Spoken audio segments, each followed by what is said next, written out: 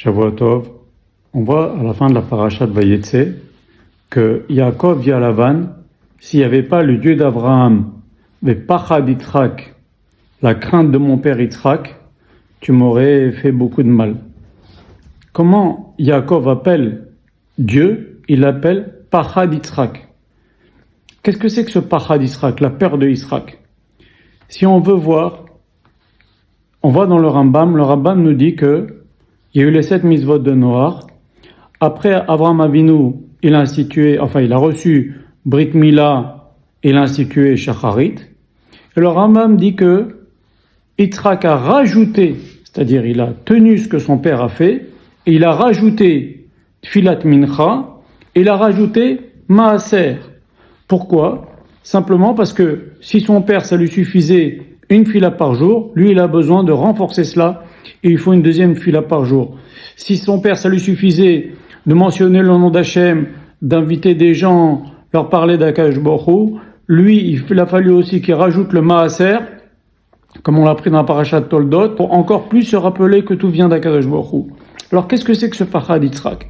Si on voit la conduite de Yitzhak, elle est assez étrange. À plusieurs reprises, on voit que il veut absolument copier ce qu'a fait Avraham Avinu.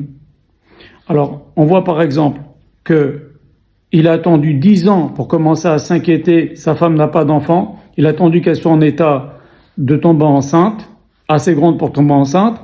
Après, il a attendu 10 ans, Rashi nous dit, comme son père a fait. Tiens, il fait comme son père. Après, il y a eu la famine. Il s'est dit, je vais descendre en Égypte. Hachem lui dit, non, tu peux pas descendre en Égypte. Tu peux être sacrifié en korban, tu peux pas sortir d'Eretz Israël. Mais il a eu l'idée de faire comme son père. Après, il a creusé des puits, il a donné les noms des puits, le nom que son père avait donné. On voit aussi que lui, Yitzhak, il a pensé à un moment donné se dire, peut-être je prends une deuxième femme, comme a fait mon père. Quand Sarah n'a pas pu avoir d'enfant, il a pris Agar.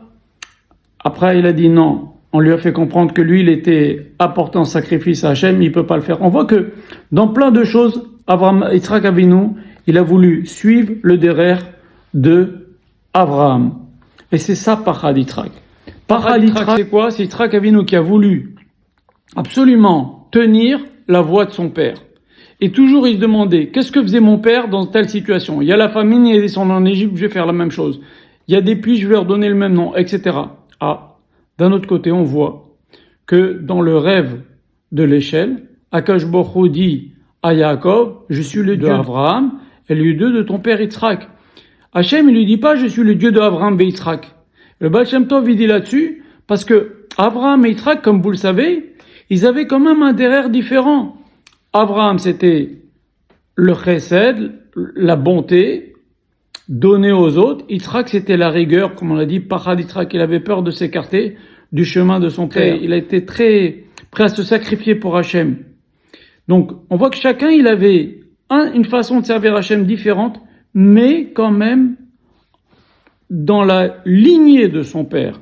C'est comme quand on dit dans la Mida, on dit Eloke Abraham, Eloke Yitzhak, Eloke Yaakov. On dit pas Eloke Abraham, Yitzhak, Yaakov.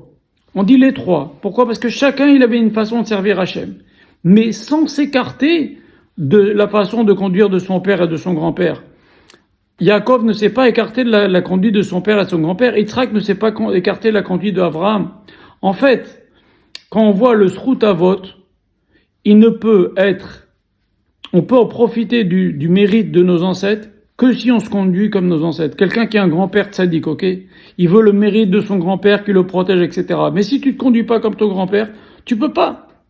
Le Srut Avot, il est si tu te conduis comme les personnes. Alors là, il y a ton mérite à toi, plus le mérite de tes ancêtres qui vont venir t'aider. Ce que dit le Baal Shem Tov, il dit quelque chose d'extraordinaire. Il dit, Ele Toldot Yitzhak, Avraham, Olid et Yitzhak.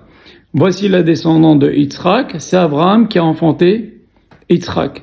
Quel rapport? Il dit le Baal Shem Tov, de fait qu'Abraham était Kulo Chesed, c'est ça qui a engendré Yitzhak. Il fallait qu'il vienne au monde un Yitzhak qui soit digne pour contrebalancer, faire l'équilibre avec son père Abraham. Donc en fait, c'est un savant mélange entre Pachad Yitzhak, ne pas s'écarter du chemin de son père, et en même temps créer sa façon à lui de servir Hachem, Eloka Abraham, Eloka Yitzhak, chacun a sa façon de servir Hachem, mais sans s'écarter du chemin des parents. Et c'est ce que dit le Rambam.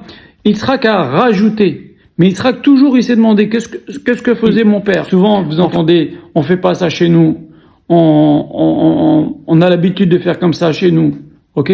Parce qu'en vérité, on a peur de s'écarter et on a bien raison de s'écarter de la conduite de nos ancêtres.